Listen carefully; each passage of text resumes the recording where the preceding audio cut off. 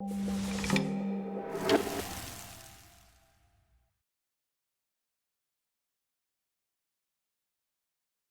à tous de bien vouloir garder votre masque pendant toute la durée de la conférence. On va bientôt commencer. Juste avant, notre présidente, Madame Himeda, aimerait dire quelques mots pour vous accueillir. Madame Himeda.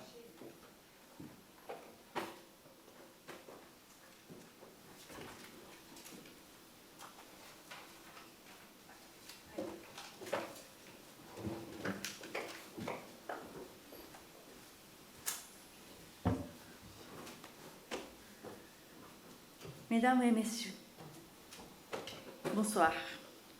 Tout d'abord, je tiens à vous dire le plaisir que nous avons à rouvrir nos portes et accueillir dans nos locaux aujourd'hui la première conférence face au public depuis plusieurs mois.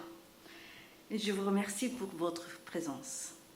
La conférence que nous proposons aujourd'hui de Shinjuku Gyoen, laboratoire de paysagiste à paysagisme franco-japonais, a été pensée pour donner un écho à Paris, à la programmation spectaculaire de la 10e édition du Festival de l'Histoire de l'Art, qui mettait le Japon à l'honneur cette année à Fontainebleau. Nous avons suivi de près les efforts de l'équipe organisatrice qui ont fait de ce rendez-vous un réel succès et sommes heureux d'avoir pu porter notre soutien à cet événement. Le Japon du XIXe siècle, un souverain au monde, a occidentalisé son mode de vie, son architecture ou encore son système politique et juridique. Et il est intéressant de savoir que cette avidité d'apprendre de l'autre s'est aussi portée sur le jardinage, horticulture et le paysage. Ce soir, nous recevons Madame Mizuma, chercheuse attachée à l'École nationale de paysage de Versailles,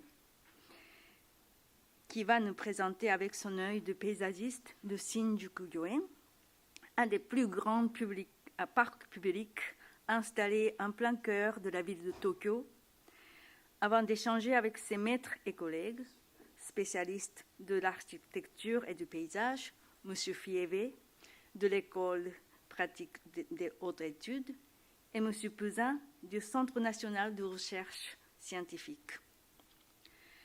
Je vous souhaite à toutes et à tous une excellente conférence et cède maintenant la place de pupitre à Madame Mizuma. Merci. Bon, tout d'abord, je tiens à remercier de tout mon cœur à la présidente Madame Himeda de m'avoir vraiment accordé cette grande chance de faire cette présentation à la Maison de la Culture du Japon à Paris. Et je voudrais aussi remercier très chaleureusement à toute l'équipe de la maison qui a organisé cette conférence malgré l'incertitude sanitaire. Et alors, c'est un grand honneur pour moi de vous présenter ce soir le jardin qui s'appelle le Shinjuku Gyoen, sur lequel je travaille depuis une dizaine d'années.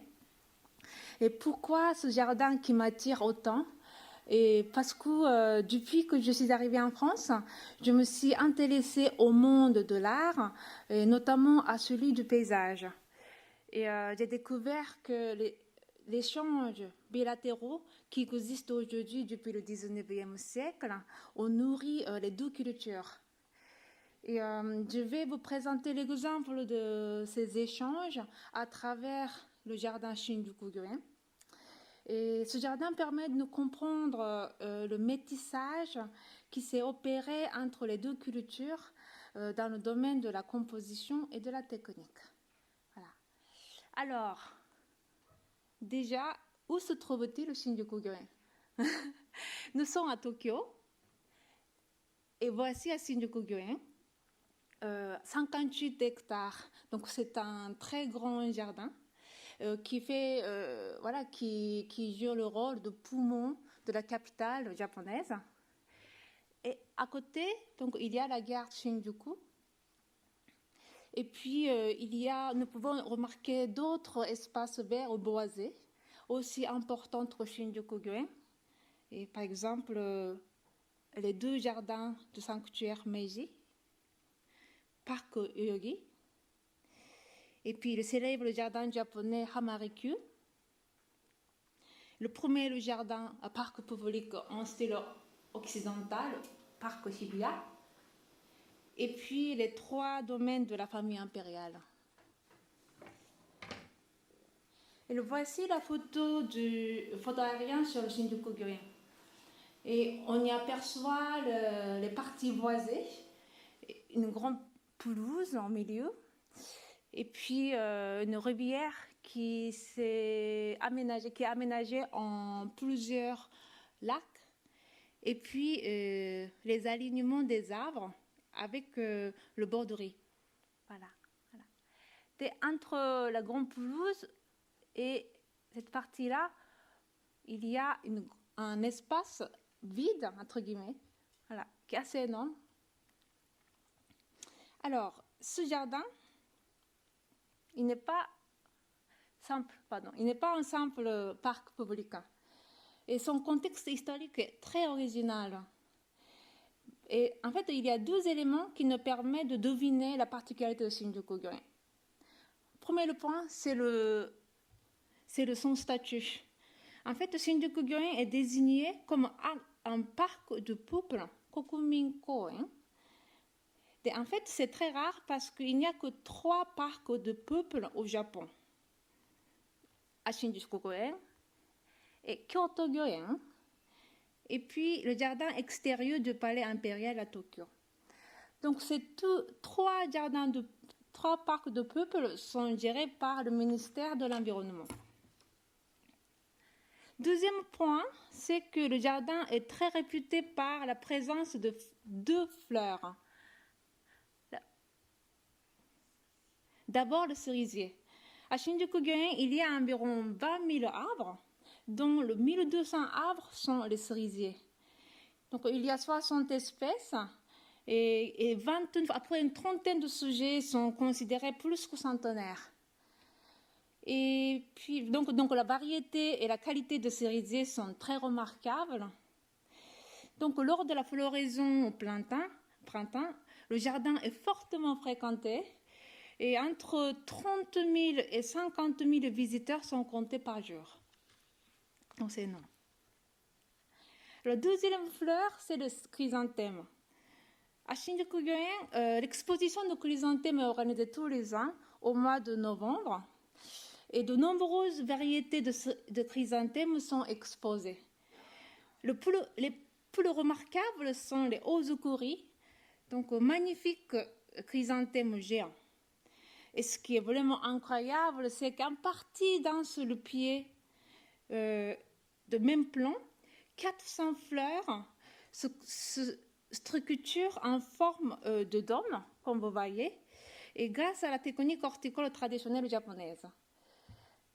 Et en 2014, les 2 ozukuri de Shinjuku-gyoen ont été offerts au château de Versailles dans le cadre du projet d'échange culturel entre Shinjuku-gyoen et le château. Et 2 ozukuri ont été accueillis au Grand Trianon. Voilà. Et donc voilà ces 2 points qui nous permettent de deviner un peu la particularité de ce jardin. Et peut-être parmi vous, il y a peut-être quelqu'un qui a des idées sur cette particularité, peut-être. En fait, à l'origine, le Shinjuku-gyoen était un des jardins impériaux du Japon. Et jusqu'à la fin de la Deuxième Guerre mondiale, ce jardin jouait le rôle très important dans la diplomatie japonaise. Et donc, divers événements diplomatiques ont été organisés, présidés par l'empereur, en invitant les dignitaires du monde entier. Donc les 2 événements représentatifs ont été donc la cérémonie de cerisier au printemps et puis celle de chrysanthème en automne. Donc c'est la raison pour laquelle ce jardin est réputé aujourd'hui par la présence de ces 2 fleurs. Donc après la guerre, ce jardin était confié au gouvernement et transformé en parc ouvert au public qui s'appelle Parc du Peuple. Voilà. Donc déjà cela, c'est très intéressant comme histoire d'un jardin. Mais en allant un petit peu plus loin, nous pouvons vraiment découvrir le vrai charme de Shinjuku-gyoen, ce que je souhaite vous présenter ce soir. En fait, la véritable particularité de Shinjuku-gyoen est que ce jardin avait joué le rôle d'un véritable laboratoire du paysagisme franco-japonais. Nous pouvons les comprendre sur 3 angles. Premièrement, du point de vue de l'art des jardins. Curieusement, Shinjuku-gyoen est un jardin inspiré de l'art des jardins français du Second Empire et son dessin montre plusieurs caractéristiques françaises de l'époque. Et deuxièmement, du point de vue du développement de l'enseignement de l'horticulture et du paysage. Alors, Shinjuku-gyoen a été à la fois station d'expérimentation d'horticulture et le centre de la diffusion de l'école française de paysage. Et troisièmement, du point de vue du développement des parcs et jardins publics. En fait, les jeunes paysagistes formés à Shinjuku-gyoen ont beaucoup contribué au développement des parcs et jardins publics au Japon. Voilà. Donc, ce soir, je voudrais parler sur ces 3 points. Et je vais commencer par l'art des jardins. Alors, en France, le période du Second Empire représente un véritable essor de la création des jardins et des parcs. Et de nombreuses créations de parcs, de jardins publics et squares ont été réalisées dans le cadre des projets de transformation de Paris. Et dans le parc de Montsouris, par exemple, ce que vous voyez, ça fait partie des parcs qui ont été réalisés pendant cette époque. Mais en fait, ce phénomène a été très favorable au point de vue de l'enseignement. Il a accéléré le développement de l'école française d'horticulture et a favorisé la création d'un enseignement du paysage. Et l'une des écoles qui est née dans cette dynamique est l'École nationale d'horticulture de Versailles, qui est nommée aujourd'hui l'École nationale supérieure de paysage à Versailles. Et cette école a été fondée dans le domaine du potager du roi. Et elle est devenue très célèbre et considérée comme l'une des meilleures écoles de la France. La particularité de cette école, de l'enseignement de cette école, était de l'association des cours théoriques et des exercices pratiques. C'est-à-dire qu'en parallèle aux cours théoriques donnés, les étudiants pouvaient apprendre directement la pratique dans le potager du roi. Donc, c'était à la fois un lieu de renseignement et d'expérimentation. Voilà. Alors, nous sommes en 1889 et un horticulteur japonais est arrivé à cette école et qui s'est inscrit à cette école pendant 3 mois en tant qu'auditeur libre, qui s'appelle Ayato Fukuba. Et il est horticulteur attaché à la maison impériale. Et Fukuba a séjourné pour la première fois en France pendant 2 ans, entre 1888 et 1889. Et son objectif était bien clair. Donc, voyage d'études. Donc, il a voulu vraiment satisfaire les besoins ornementaux et alimentaires de la famille impériale, établir et diffuser les modèles de la culture horticole moderne, et développer l'enseignement de l'horticulture et du paysage au Japon. Donc, apprendre à cette école était l'objectif numéro 1 de Fukuba. Et dans sa biographie, il s'exprime à tel point, il était content, il était vraiment honoré d'apprendre à cette école.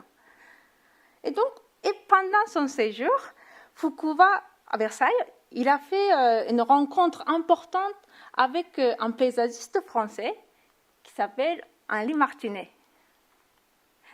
Alors, il est donc jeune paysagiste formé à l'école de Versailles. Et avec Martinet, Fukuba a appris le dessin des jardins et des parcs. Donc, ces 2 personnes qui se nouaient l'amitié progressivement, tout en se respectant l'un et l'autre. Et Fukuba, pendant son séjour en France, il a été profondément impressionné par les parcs et les jardins de la France, dont la philosophie était très très différente de celle des jardins de son pays natal. À ce moment-là, il a compris le besoin urgent de la construction d'un nouveau jardin impérial de style moderne pour répondre à deux besoins. Donc, nécessité d'un nouveau lieu diplomatique moderne, d'une part, et un lieu de production de plantes alimentaires et ornementales à l'usage de la famille impériale, d'autre part. Donc, il a commencé à concevoir un projet de rénovation de Shinjuku-gyoen qui était déjà à l'époque un jardin impérial. Pourtant, à l'époque, l'état de Shinjuku-gyoen était très différent. En fait, il était majoritairement occupé par le champ agricole destiné à diverses activités, comme culture fruitière et légumière, sériculture et riziculture, élevage, équipement pour la production de soie, etc. Et l'eau, il était très abondant grâce à la caduc de Tamagawa, qui était voilà. Et puis la fleuve Shibuya, qui était servie pour la riziculture. Donc, Fukuba, après son retour au Japon, il a commencé à préparer le projet petit à petit et il a convaincu la direction et il a lancé le projet de réhabilitation du jardin en 1901. Et 5 ans plus tard, le jardin a été transformé en parc moderne. Enfin, voilà. Et ici, ce qui est remarquable est que ce projet a été réalisé grâce à l'amitié de Fukuba et Martinet. Mais en fait, Fukuba et Martinet, ils avaient continué à tisser une relation d'estime mutuelle. Et lors de leur retrouvaille en 1900, à l'occasion de l'exposition universelle à Paris, Fukuba a demandé à Martinet de dessiner Shinjuku-gyoen.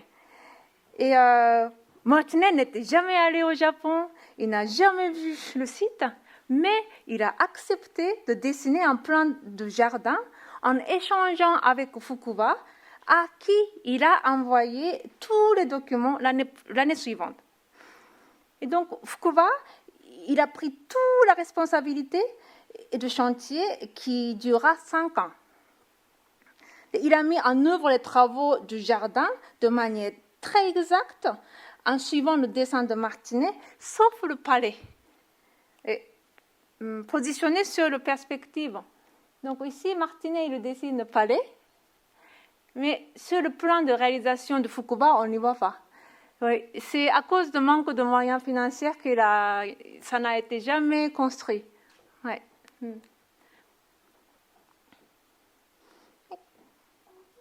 Donc Fukuba a pris, donc il a quand même réussi à réaliser ce jardin. Donc ce projet a été le véritable premier projet franco-japonais dans le domaine du paysage. Et il a eu beaucoup d'échos, non seulement au Japon, mais aussi en France. Donc, dans certaines revues d'horticulture de l'époque, nous pouvons lire l'appréciation des travaux de Fukuba communiqués par en correspondance. Voilà, donc il a fait un énorme travail. Alors, donc ici, peut-être parmi vous, une question se pose comme moi. À l'époque, il n'y avait pas Internet déjà. Et Martinet, il n'a pas voyagé au Japon, il n'a pas vu le site et il n'a pas suivi le chantier non plus. Alors, comment le Fukuba a-t-il réussi à achever ce projet si important avec une telle finesse tout en respectant les protocoles français? Alors là, c'est grâce à l'influence d'une troisième personne qui s'appelle Édouard André. Le paysagiste, urbaniste, botaniste, représentant de l'école française de paysage durant la seconde moitié du XIXe siècle et le début du XXe siècle. Donc, il a réalisé beaucoup de projets dans le monde entier et en même temps qu'il a enseigné à l'École nationale d'horticulture de Versailles. Il a été aussi directeur de la célèbre revue horticulture qui s'appelait Revue horticole. Donc, en effet, Andoré, tout au début de sa carrière, entre 1860 et 1868, a travaillé dans le service des promenades de la ville de Paris sous la direction d'Adolphe Alphonse. Et donc, il a contribué à la construction, de création des parcs et jardins dans le cadre de projets de transformation de Paris. Donc, tout en mettant à profil ses expériences vécues au sein du service des promenades de Paris, il a publié en 1879 un traité intitulé « L'art des jardins ». Ce traité est très complet et il traite à la fois l'histoire, la technique, la pratique, la théorie aussi. Et notamment, il explique le processus de création d'un jardin de A à Z de manière très précise, avec plein de dessins schématiques. Et ce qui est très intéressant est que pour le projet de réhabilitation de Shinjuku-gyoen, ce traité a joué un rôle primordial. En fait, Fukuba, il a obtenu ce traité pendant ses séjours en France et il a rapporté au Japon. Il s'est renseigné avec ce traité pendant le projet, non seulement pour mener les chantiers de manière fiable, mais aussi pour comprendre l'intention de dessin conçu par Martinet, qui était l'un des disciples proches d'Edouard André. Donc la preuve est que dans le Shinjuku-gyoen, on peut trouver plusieurs caractéristiques de l'art du jardin sur le Second Empire. Par exemple, le style composite. Il s'agit d'un mélange de jardins réguliers et paysagers, ce qui était la forme de conception de l'art des jardins largement appliquée sur le Second Empire. Donc, Edouard André était l'un des promoteurs de ce style. Donc, souvent, pour les styles réguliers, les styles réguliers paysagers sont liés par la perspective, comme vous le voyez ici. Voilà.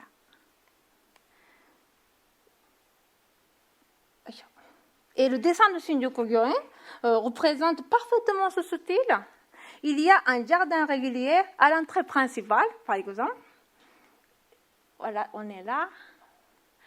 Ici, les plantations sont taillées de manière japonaise, mais c'est régulier. Il y a de perspectives.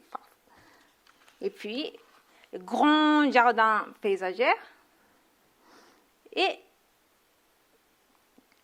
Et puis, il y a une grande perspective qui relie ces deux jardins. Et cela représente parfaitement le style composite. Et en plus, pour le Shinjuku-gyoen, un autre style de jardin est composé très habilement, ce qu'on trouve nulle part en France pour ce style de jardin. C'est les jardins japonais. Voilà. Et il y a deux jardins japonais historiques qui sont intégrés dans l'ensemble de Shinjuku-gyoen. D'ici, donc, nous pouvons dire que Fukuba, en s'appuyant sur le dessin de Martinet et le traité d'Edouard André, il a réussi à s'approprier la théorie de l'école française du paysage. Voilà. Alors, Fukuba, parallèlement à ce projet, il a travaillé sur son deuxième objectif, c'est-à-dire développer la technique horticole et l'enseignement d'horticulture et du paysage. Alors, en fait, Shinjuku-gyoen a commencé à jouer un rôle de station d'expérimentation horticole et agricole. Et beaucoup de plantes, tant alimentaires qu'ornementales, ont été produites et des nouvelles techniques de production et d'hybridation ont été inventées et expérimentées. Et cette station a introduit aussi diverses variétés et espèces étrangères pour les acclimater. Donc, beaucoup de légumes et des fruits de la France ont été introduits aussi, comme les asperges, champignons de Paris, les pois, etc. Voilà. Et dont la production était destinée à la famille impériale, tandis que les nouvelles variétés et les nouveaux savoir-faire acquis étaient diffusés sur les marchés, ce qui a contribué à l'évolution du mode de vie de la population japonaise. Et donc, Fukuba était toujours en contact avec ses collègues français pour échanger les enseignements et les graines, les plantes, tout ça. Et son travail était bien apprécié par ses homologues français. Alors, le Shinjuku-gyoen est devenu aussi un lieu d'apprentissage et de l'horticulture et du paysage pour les jeunes élèves. Voilà. Les formations ont été composées de cours théoriques et de travaux pratiques et il englobait diverses matières d'horticulture générale comme la production, la technique, la composition florale et l'architecture des jardins. Donc, le programme d'enseignement a été fortement inspiré de celui de l'École nationale d'horticulture de Versailles, et notamment l'enseignement sur l'architecture des jardins s'appuyait sur le traité d'Édouard André. À partir des années 1890, cette école a formé beaucoup d'éminentes jardinières, horticulteurs et paysagistes. Et une fois formées à Shinjuku-gyoen, ces dernières ont participé de manière très large à l'expansion des domaines de paysage et de l'urbanisme au Japon. Et la théorie d'Édouard André a été transmise dans le dessin des disciples de Fukuba, consciemment ou inconsciemment, et a été appliquée sur leurs projets, tant publics que privés. La conception de l'école française du paysage a changé le dessin des jardins de parc au Japon. Donc, les allées sont dessinées de manière régulière et géométrique. Et l'axe de perspective est bien accentué, comme vous voyez dans ce parc. Là. À l'époque, au Japon, les disciples de paysagisme et de l'aménagement des parcs et jardins étaient très peu connus. Donc, il y avait seulement 2 écoles pionnières, donc celle de Shinjuku-gyoen, et puis celle de l'Université impériale de Tokyo, qui a été présidée par le docteur Seiroku Honda. En fait, Honda était quelqu'un très ouvert comme Fukuba. Il a fait ses études en Allemagne, en sylviculture et en économie. Et sa philosophie sur l'art des jardins et le paysage était très différente de celle de Fukuba. Et il s'est appuyé sur la philosophie de la sylviculture et de la science esthétique de la forêt. Donc, il a élargi la sphère de cadre des parcs et jardins à l'échelle territoriale. Donc ici, nous pouvons comprendre que ce que visait Fukuba était bien l'aménagement territorial des paysages naturels et ruraux. Voilà. En fait, selon certaines archives, Fukuba et Honda, ils s'entendaient plutôt pas bien. Parce que, notamment Fukuba, il critiquait assez sévèrement le dessin de parc Hibiya qui a été dessiné par Honda. Mais malgré tout ça, au fur et à mesure, les jeunes paysagistes issus de ces 2 écoles ont prolongé les conceptions de leurs maîtres, sur la base desquelles ils ont développé leur propre démarche, notamment dans les projets des parcs et jardins publics. Et en fait, la notion de parc et jardin public est assez récente au Japon. Elle a été introduite de l'Occident après l'ouverture du pays en 19e siècle. Alors, au début, ce n'était qu'une application de titre parc public sur les endroits traditionnellement fréquentés ou connus par la population. Par exemple, le parc Ueno, qui était bien le cas, qui était à l'origine de domaine de temple Kan'eiji. Mais avec le temps, cette notion a été appropriée par la société japonaise. Et notamment, 2 phénomènes ont accéléré la construction des parcs et jardins. Alors, séisme Tokyo, Kanto Daishinsai, et puis les cérémonies de commémoration impériale. Ce dernier a été une belle occasion pour les disciples de ces 2 écoles pour collaborer, et notamment le projet national de sanctuaire de Meiji. En fait, alors, ce projet a été envisagé à la mort de l'empereur Meiji en 1915. Le gouvernement a décidé de réaliser 2 aménagements, un jardin intérieur naïen pour le sanctuaire Shinto, et ce qui était l'objectif de départ. Et puis l'autre, un jardin extérieur gaïen, comme un nouveau parc public moderne intégré dans le tissu urbain. Donc, pour finir cette conférence, je voudrais vous parler de l'exemple de jardin intérieur de sanctuaire Meiji, et qui montre que Shinjuku-gen n'est pas le cas isolé dans l'évolution de l'art des jardins du Japon. Alors, la construction du jardin intérieur a été un projet extrêmement important. Ce projet a nécessité un grand nombre de spécialistes en création de jardins et en paysage.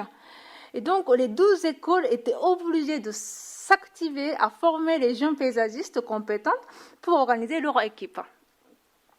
Et chaque équipe avait son propre concept fondé sur la philosophie, mais également assumer sa propre mission sur le long terme.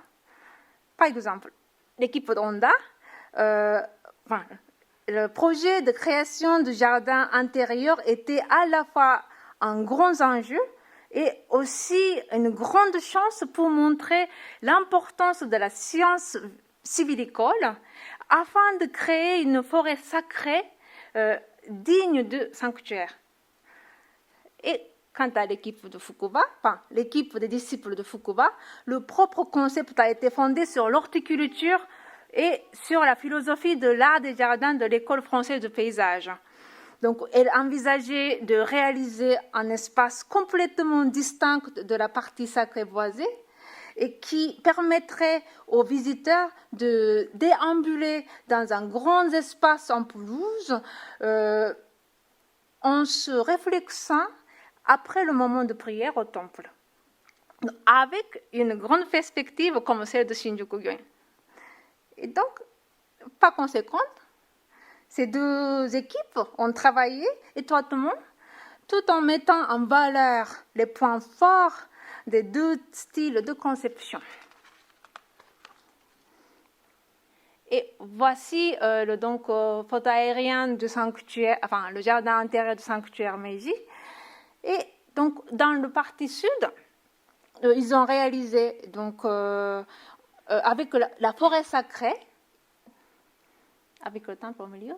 Et puis, partie au nord, ils ont construit un grand espace en pelouse, avec une grande perspective sinueuse qui continue dans la forêt. Et donc, ce projet a apporté une belle occasion de présenter leur identité respective par leur réalisation, et aussi de relativiser le rôle de paysagisme par rapport aux autres spécialités. Mais en tout cas, c'est pour les deux écoles, en fait, ils ont fait vraiment un grand pas en avant dans l'histoire du paysagisme au Japon. Alors, ceci, en fait, finalement, ça répond parfaitement aux souhaits de Fukuba. Et donc, Fukuba, il souhaitait, son souhait n'était pas du tout vraiment insister pour le style occidental et effacer la tradition, mais savoir vraiment trouver une belle composition qui harmonise les deux cultures. Donc, c'est ainsi que c'est opéré vraiment le métissage entre les deux cultures dans le domaine du paysage. Voilà. Donc, quand vous allez voyager au Japon pour la première fois, pour la prochaine fois, je voudrais vous inviter à visiter soit Shinjuku-gyoen ou soit au sanctuaire Meiji, vraiment pour sentir ce métissage franco-japonais de paysage. Voilà. Je vous remercie infiniment pour votre attention.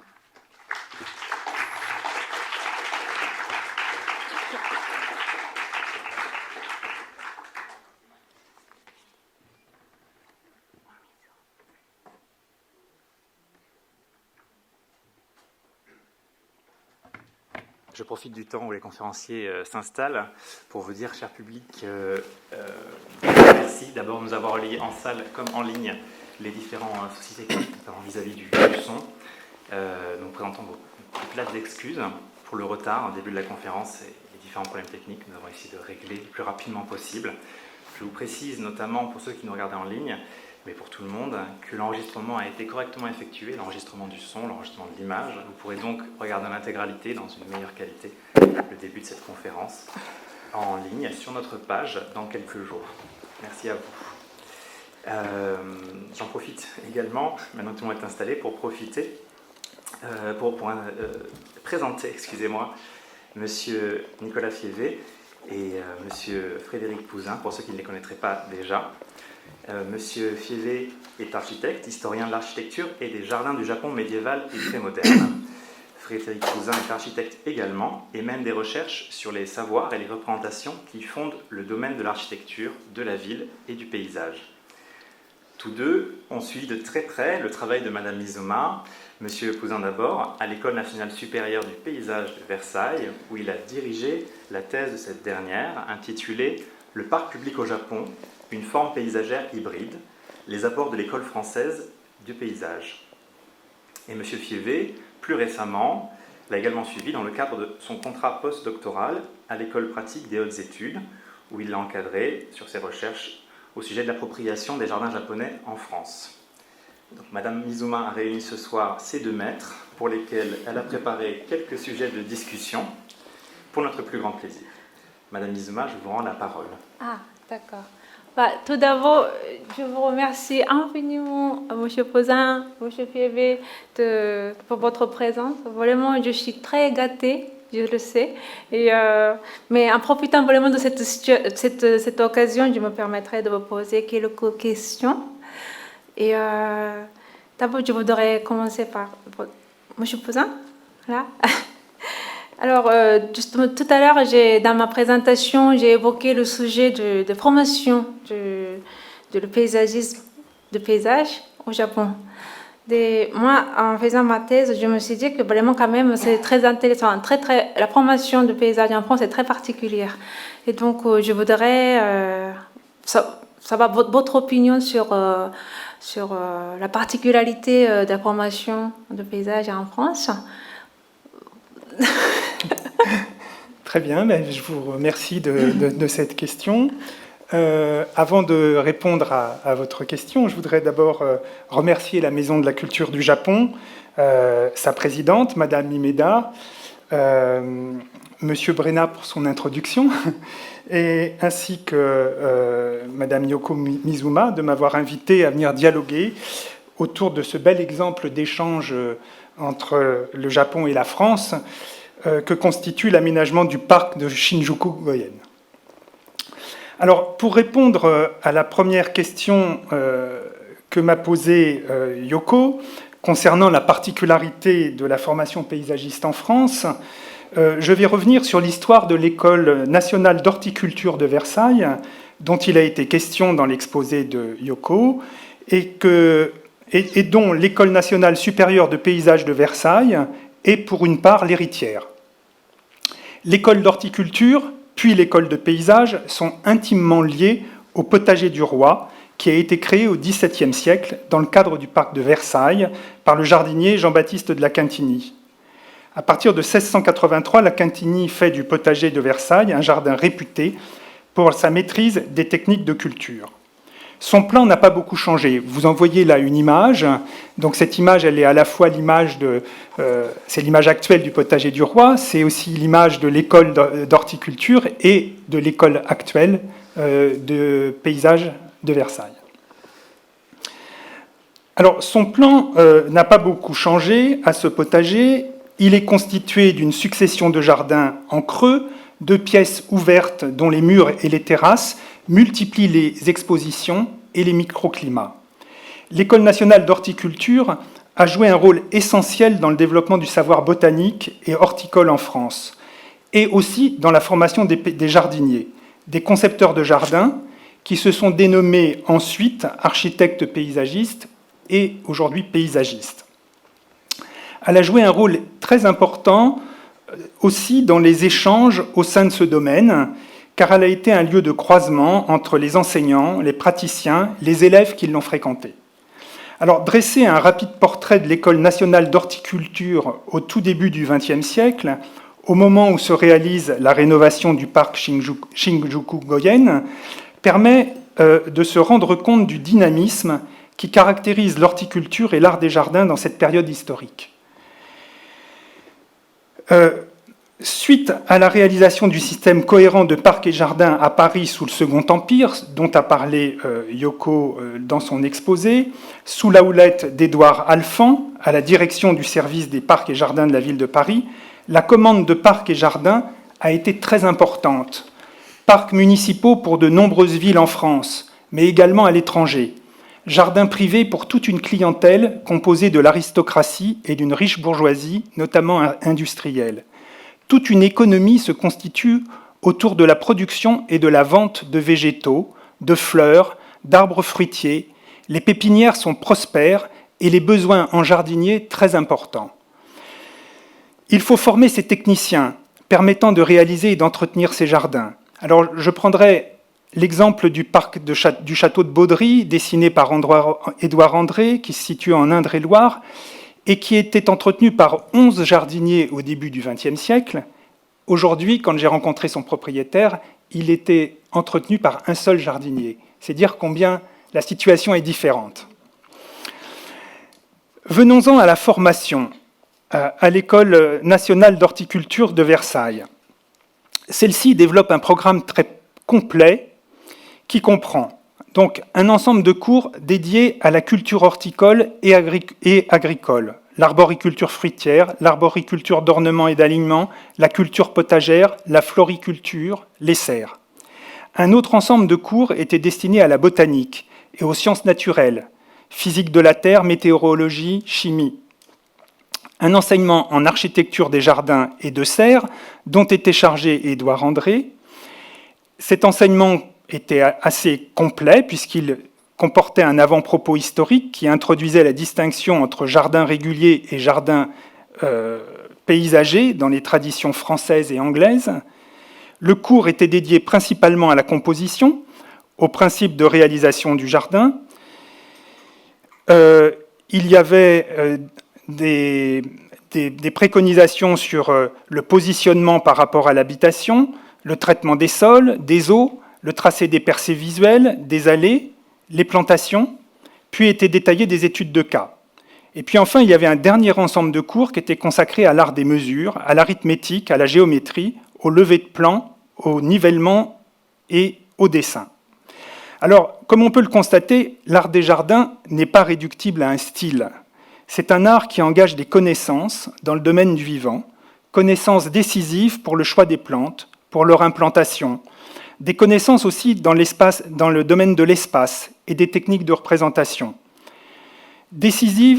Ces connaissances sont décisives pour composer un jardin dans les 3 dimensions et donner à voir un projet qui n'existe pas, afin de le partager, de le communiquer avec les clients, avec les professionnels et avec les exécutants. Alors, poursuivant la tradition expérimentale du potager du roi, au sein duquel se produisaient des cultures fruitières à contre-saison, on dirait aujourd'hui en primeur, l'École nationale d'horticulture s'est dotée de serres à la pointe de l'innovation pour la production et l'acclimatation des espèces botaniques, ce que vous voyez sur cette aquarelle. On y poursuit également les techniques de la taille des arbres, dont on voit ici 2 images. Les grands poiriers de forme conique et puis des cultures en palmettes à double tige qui ornent les murs du potager du roi. Ce sont ces techniques de taille et d'entretien qui sont ensuite diffusées par les élèves et que viennent chercher les visiteurs étrangers. Car l'école de paysage de Versailles accueille des élèves étrangers au sein de ses formations. Cette présence des élèves étrangers assure la renommée de l'institution hors les frontières et elle contribue à la constitution d'un réseau de professionnels. Alors, parmi ces élèves étrangers, on l'a vu, il y avait le paysagiste Fukuba. Il faut préciser que l'École nationale d'horticulture n'est pas le seul lieu de formation. Le préfet Haussmann avait créé l'École d'horticulture du département de la Seine en 1867, qui est aujourd'hui l'école d'horticulture de la ville de Paris, l'école du Breuil. Il y a aussi le fleuriste de la Muette, qui a été créé pour former les jardiniers. Il faut aussi évoquer les jardins botaniques et au premier chef, le jardin des plantes pour la formation scientifique. Alors j'aimerais maintenant me pencher sur le contexte scientifique au sein duquel non seulement cette formation de paysage prend place, mais qui constitue aussi un enjeu pour les échanges entre la France et le Japon, comme l'a bien établi Yoko Mizuma dans sa thèse.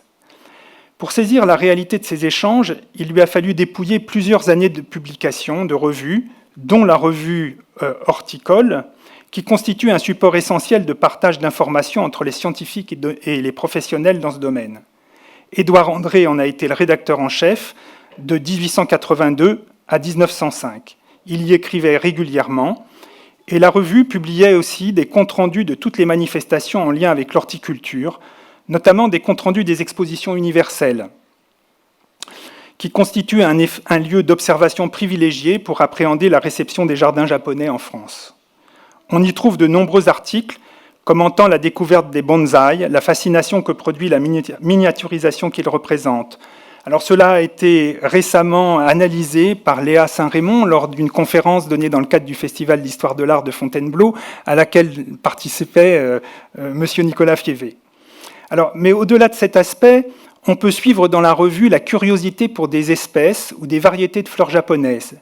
Lys, œillet, on l'a vu, pivoine, chrysanthème, dont a parlé Yoko. Leur culture, les possibilités de leur acclimatation. Cette curiosité s'inscrit dans un contexte international de voyage botanique et d'enrichissement des collections grâce aux techniques d'acclimatation. Alors moi, je soulignerai la curiosité des Français pour les outils des jardiniers japonais que vous voyez ici. Donc c'est un compte-rendu de l'exposition de 1900 dans la revue Horticole et qui renvoie à ces savoir-faire sur la taille et l'entretien que j'évoquais tout à l'heure avec les images du potager du roi. Puisque nous nous intéressons aux échanges entre la France et le Japon, je voudrais insister sur la nécessité de saisir la circulation des savoirs à travers leurs supports, qu'il s'agisse de traités, de revues, et en les replaçant dans leur contexte d'énonciation, en l'occurrence les lieux de formation. L'École nationale d'horticulture à Versailles, l'Université impériale de Tokyo, Shinjuku Goyen. Alors comprendre l'école française de paysage ou l'école japonaise soulève en fait la question d'une tradition. Tradition culturelle et disciplinaire. Ce terme de tradition est souvent connoté de conservatisme, à tort, à mon sens, parce qu'il permet de désigner précisément ce qui se transmet ou pas dans un domaine disciplinaire ou professionnel, ce qui fait que l'on peut lire des continuités au-delà des changements, au-delà des transformations. Cette école française de paysage, que l'on peut circonscrire et définir dans un moment social et historique qui la met en scène, est aussi constituée d'héritages, revendiqués ou non, que le chercheur, l'historien, a pour tâche de restituer. Tout comme elle constituera ensuite un repère pour d'autres formes de pensée et de pratiques qui lui succèdent.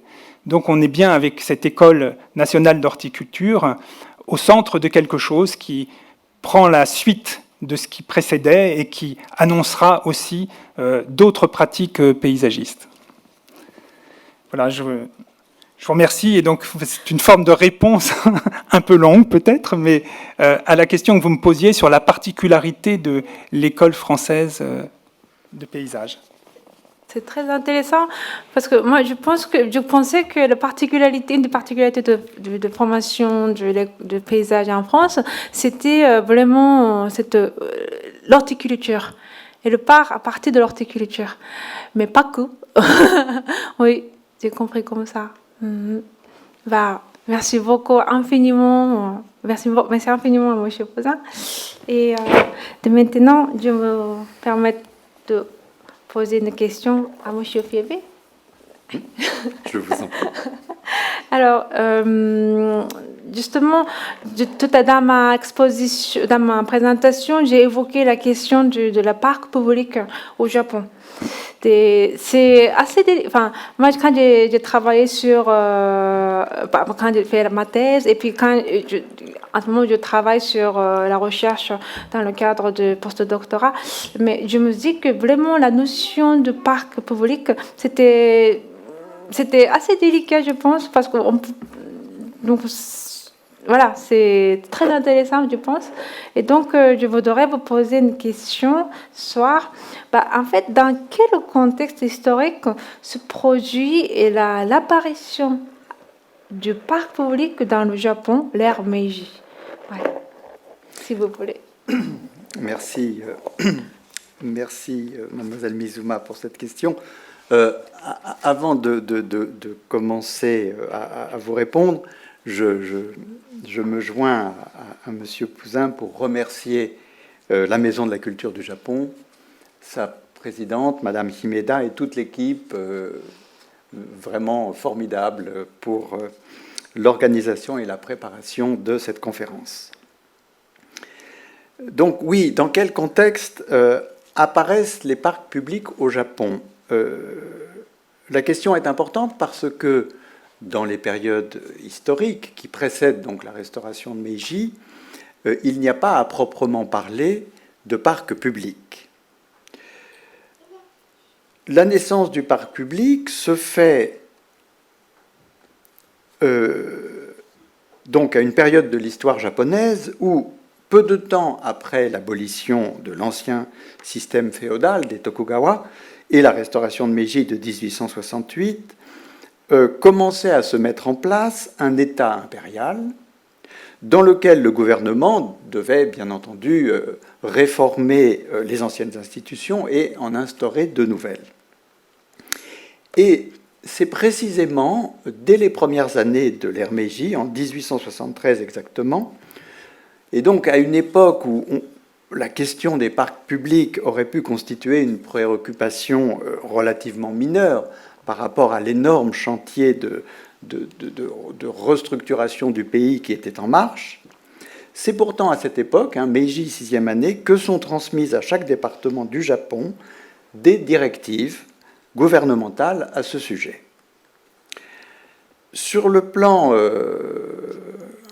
institutionnel, la naissance du concept de parc, donc koen en japonais, de parc public, remonte à cette année 1873, lorsque le ministère des Affaires suprêmes, la plus haute instance en matière de traitement des affaires de l'État, promulgue son arrêté numéro 16, qui formule pour la première fois le concept de parc public, koen. Et je vais maintenant vous lire un extrait de cet arrêté qui stipule les conditions d'instauration des parcs. Je cite. En premier lieu, les parcs publics seront aménagés dans les 3 préfectures de Tokyo, Osaka et Kyoto. Ces sites seront choisis parmi, petit 1, les lieux dans lesquels le peuple aime se rassembler et qui, de fait, à l'instar des sites naturels paysagers ou des vestiges des résidences de gens célèbres, là il est en particulier fait allusion aux anciens jardins des anciens seigneurs de Magno, des daimyo. Donc ces sites naturels paysagers ou ces vestiges constituent d'ores et déjà des lieux de distraction pour les masses. Deuxièmement, les emplacements situés à l'intérieur des sanctuaires shinto et des temples bouddhiques, et qui sont exemptés de taxes ou qui appartiennent au domaine public. On cite 2 exemples, le temple Kiryu-san du Sensoji à Tokyo et l'enceinte du sanctuaire de Yasaka et du temple Kiyomizu à Kyoto. Enfin, les terrains relevant de la catégorie exemptée jusqu'à présent de taxes foncières. Bref, tous ceux qui, comme mentionné ci-dessus, sont considérés depuis longtemps comme des lieux de loisirs pour tous et qui seraient susceptibles, à ce titre, d'être désignés comme parcs. Fin de citation. Alors, je vais un petit peu expliquer, mais la conséquence de cet arrêté a été qu'au cours des ères Meiji, donc 1868-1912, et Taisho, 1925, près de 450 parcs publics ont été projetés et aménagés dans l'ensemble du pays. Et en tout cas, pour les 30 années qui vont de ce début de l'ère Meiji jusqu'au parc de Shinjuku, Gyoen, c'est vraiment l'arrêté numéro 16 qui a conditionné de façon radicale la nature des jardins qui vont alors voir le jour. Tokyo, Osaka, Kyoto, et puis aussi dans toutes les capitales provinciales du pays. Donc selon l'arrêté, comme cela a été mentionné dans la citation, les terrains destinés à accueillir les parcs étaient présentés comme, je cite à nouveau, des lieux de loisirs pour tous. Mais dans la réalité, le texte conférait un fondement légal à des emplacements déjà existants, on l'a bien compris, plutôt qu'à de nouveaux parcs qui devaient être dessinés de toutes pièces. Alors, la définition du parc comme lieu de loisirs pour tous est en soi assez vague, mais il est vrai que de tels sites existaient déjà à l'époque d'Edo, et cela indépendamment de toute réglementation. Il n'y avait pas de parc public.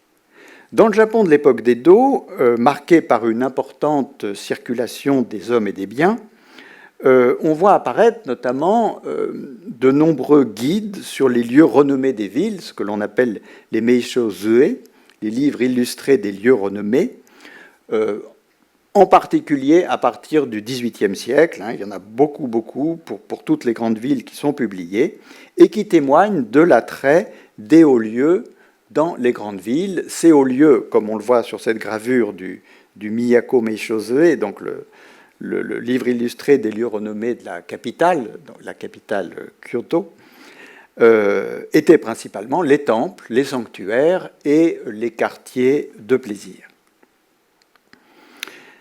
Il est vrai donc qu'à l'époque d'Edo, la visite au sanctuaire Shinto ou au temple bouddhique connaissait une grande vogue, et ceci en particulier au moment des rites annuels ou des fêtes, les matsuri, qui étaient aussi l'occasion de faire d'autres visites dans telle ou telle ville. Les excursions commencèrent donc à faire partie intégrante à l'époque d'Edo de la vie quotidienne des citadins, surtout à partir de la seconde moitié du XVIIIe siècle et au cours de la première moitié du XIXe, menant ces citadins de plus en plus loin de chez eux et leur donnant l'occasion de s'initier aux joies de la détente en plein air. En outre, pendant la fin notamment de la période d'Edo, certains aménagements aménagés sur ordre des dirigeants de l'époque avaient également trouvé place parmi ces lieux de distraction pour les masses, comme le montre l'exemple très connu du parc du seigneur Tokugawa Nariaki de Mito, rendu accessible à ces sujets dès 1833, à l'occasion de la floraison du verger d'abricotiers de Chine.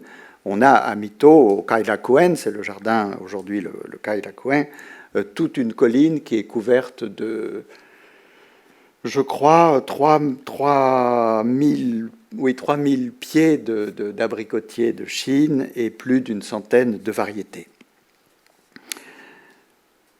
Alors, sans doute faut-il préciser aussi ici que dans l'histoire de la ville japonaise, la ville ancienne, la ville médiévale, la ville prémoderne, il n'y a pas en tant que tel d'espace public, c'est-à-dire de lieu ouvert, plus ou moins central, où les habitants peuvent se retrouver, échanger, se réunir, comme c'est le cas dans la plupart des villes, dans les villes d'Europe, avec nos places de l'église, les places pour les foires, les anciennes places d'armes qui ont été investies par la population comme places publiques.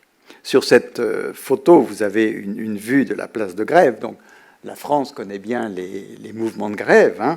Je rappelle que la grève, quand on fait la grève, l'expression vient de la place de Grève, donc l'ancien port à proximité de l'hôtel de ville de Paris, où les chômeurs avaient l'habitude de se rassembler pour trouver du travail et qui est devenu un haut lieu de rassemblement du peuple parisien. Au Japon, il n'y a pas de place dans les villes historiques. Pas de place de l'église, bien sûr, pas de place de marché, pas de place d'armes, pas de place du tout. Il n'y a pas d'espace public au sens où nous l'entendons. Le lieu de marché, le lieu d'échange, qui serait finalement ce qui pourrait s'en rapprocher le plus, se fait en général autour, le long d'une rue, avec les boutiques qui se trouvent de part et d'autre. Et quand les boutiques sont fermées, il n'y a plus de lieu de rassemblement véritablement.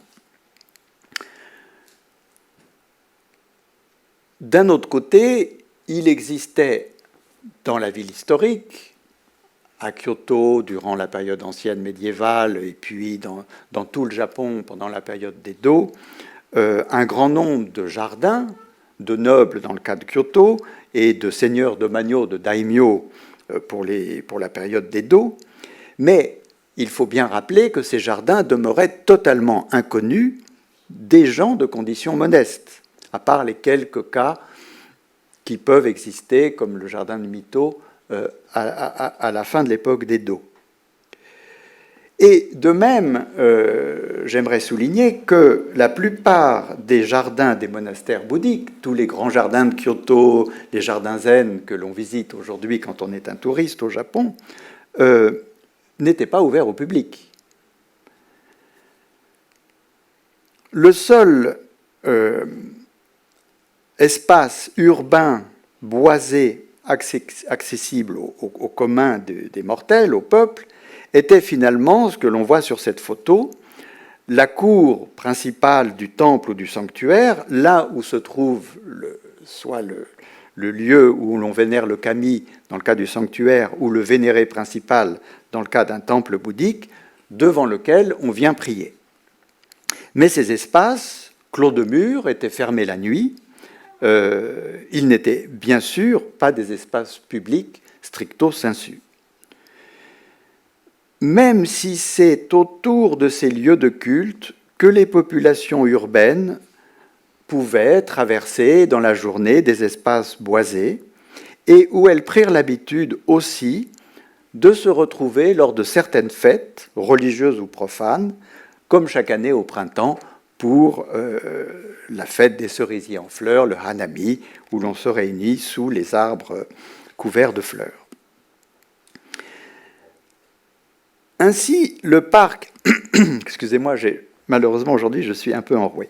Le parc du Japon moderne va le plus souvent désigner un endroit boisé qui, depuis un siècle déjà, avait été temporairement, occasionnellement, accessible au public.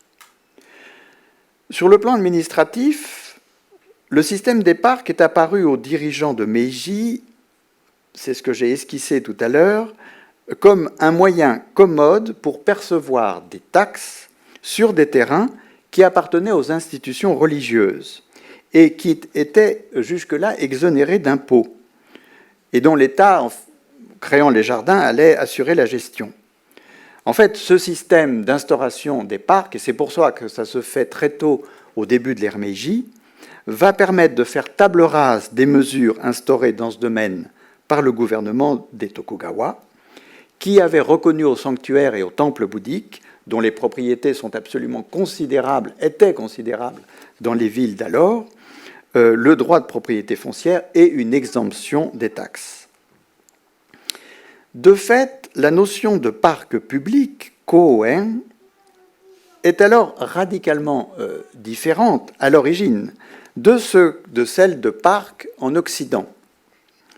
Le mot lui-même, qui est forgé pour l'arrêté numéro 16 du ministère des Affaires suprêmes, est en soi chargé de sens, parce que le premier idéogramme ko, que l'on traduit par public, désigne ce qui s'appliquait alors à tout système créé par un organisme officiel, un kam. Et donc, ça représente avant tout l'autorité de l'État, ce qui n'est pas tout à fait la même chose que l'idée de grand public, de Ippan Taishu, de Gungshu, fréquemment utilisé à l'époque d'Edo.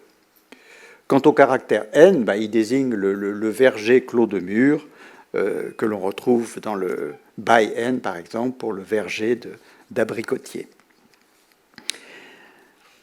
Bon, néanmoins, il est vrai que l'image du parc public fut aussi, à cette époque, a été influencée par les nombreuses informations que rapportèrent les missions qui étaient dépêchées à des fins diplomatiques aux États-Unis et en Europe, entre les dernières années du shogunat et les tout débuts de l'ère Meiji.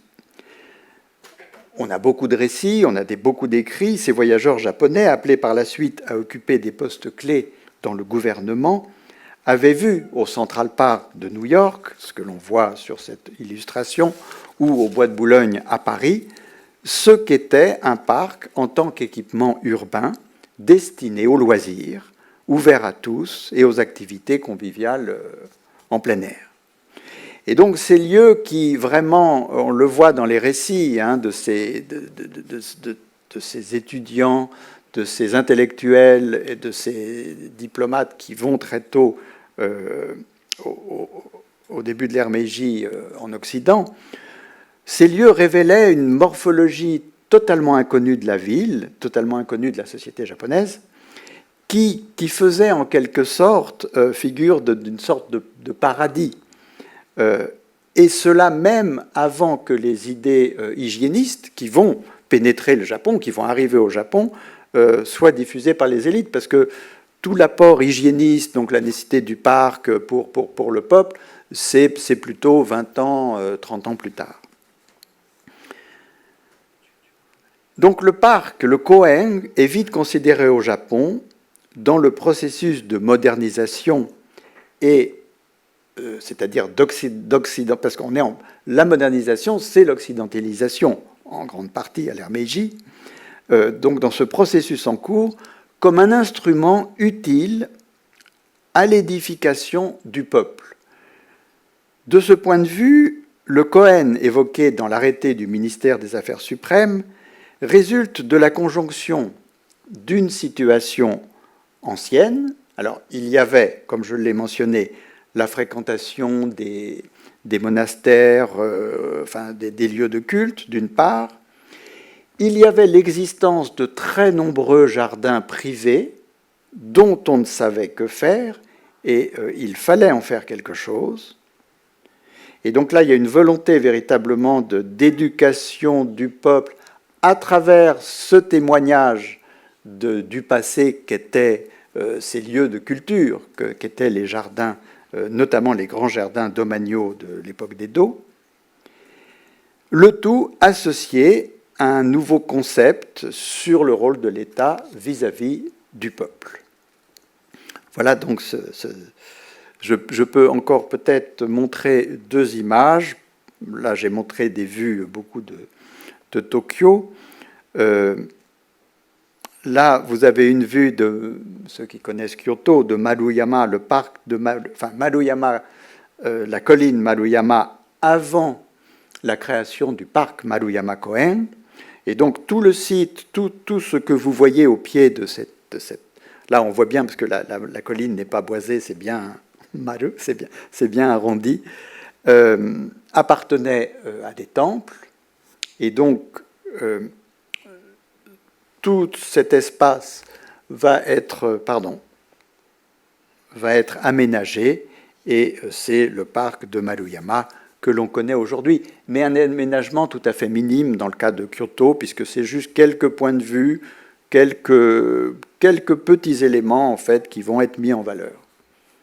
Voilà donc pour cette première partie de réponse. Oui, je suis aimée. C'est très intéressant votre présentation parce que pour moi, pourquoi je suis venue en France pour apprendre le paysage, c'est parce que je devrais vraiment, être capable de créer des bons parcs publics et jardins publics. Et donc, justement, ça me permet de comprendre un peu la différence au niveau de la notion de parc public entre la France et le Japon. Oui. Et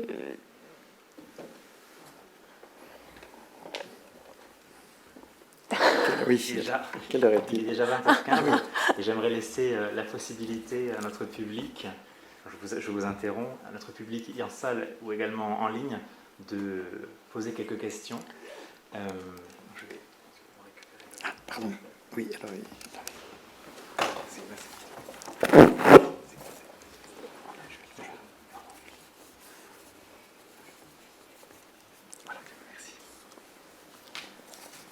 Avancez un peu et vous privez de ces très belles images.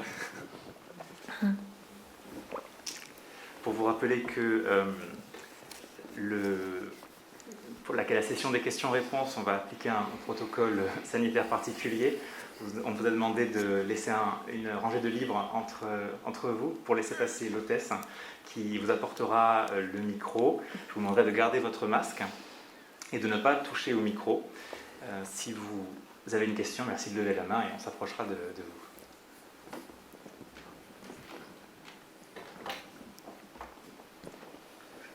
Je reste assis. D'accord, ok. Bon, je vais essayer de me faire comprendre, c'est pas facile. Vous avez dit qu'il y avait un aspect fiscal qui était déterminant pour ouvrir les parcs au public. Mais les parcs sont gratuits. Je n'ai pas bien compris, monsieur, votre argument. Mais Non, mais je vous remercie pour cette précision. Je n'ai pas été assez clair. Les temples bouddhiques et les sanctuaires shinto avaient des domaines très vastes et possédaient des pans entiers des villes. Donc ils possédaient les terres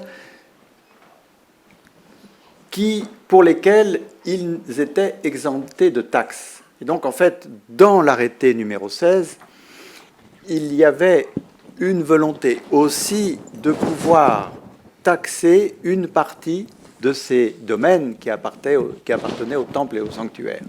Et donc, on va, comme ce que je montrais à la fin à Kyoto, on a là tout un grand espace de la ville dans des quartiers très centraux. C'est la 4e avenue, c'est l'avenue de Shijo. Donc, c'est le prolongement, en fait, de la rue que j'ai montré à un moment, où on voit toutes les petites boutiques. Et on a là, donc, un grand espace et l'arrêté numéro 16 va permettre, en fait, à l'État d'imposer sur ces terrains une taxation, et donc d'avoir des revenus sur le terrain, sur le foncier. Et donc ça a motivé en partie ceux qui ont mis en place l'arrêté numéro 16.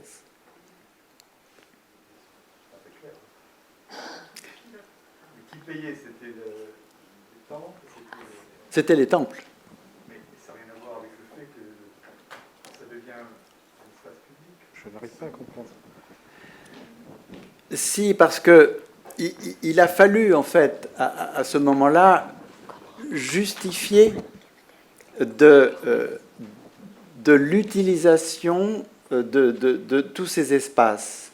Et le parc public au service de la population a été, en fait, en partie seulement, mais une sorte d'alibi pour pouvoir récupérer. Voilà, c'est peut-être ça que j'ai mal expliqué. Voilà. On parle de la Légion d'honneur à Saint-Denis, c'est un peu la même chose. Voilà. D'accord, ok. Merci. C'est clair, c'est clair.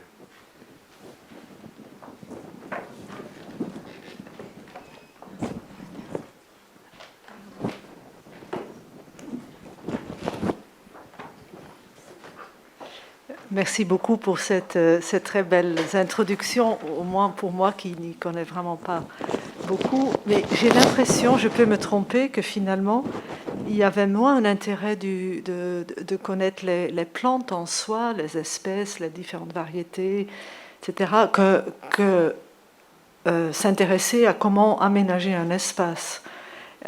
Est-ce que, donc, plutôt quelque chose d'assez abstrait, donc plutôt le cadre dans lequel fonctionnent les plantes que leur individualité? Est-ce que c'est vraiment ça? Un savoir-faire, mais qui est un peu une sorte de technique, peut-être?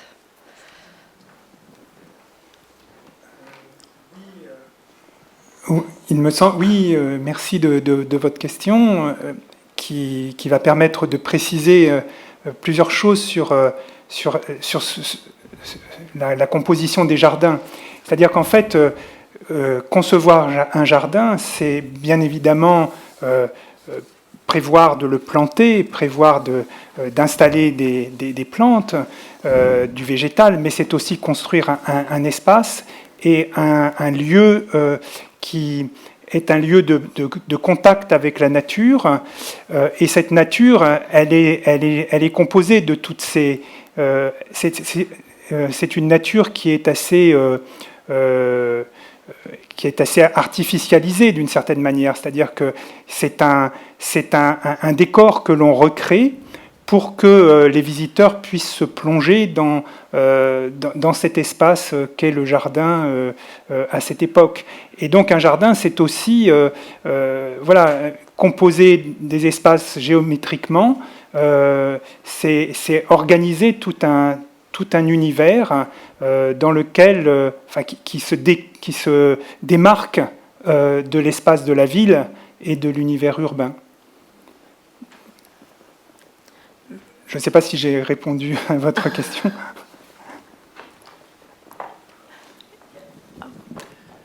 Et peut-être si je peux apporter un complément,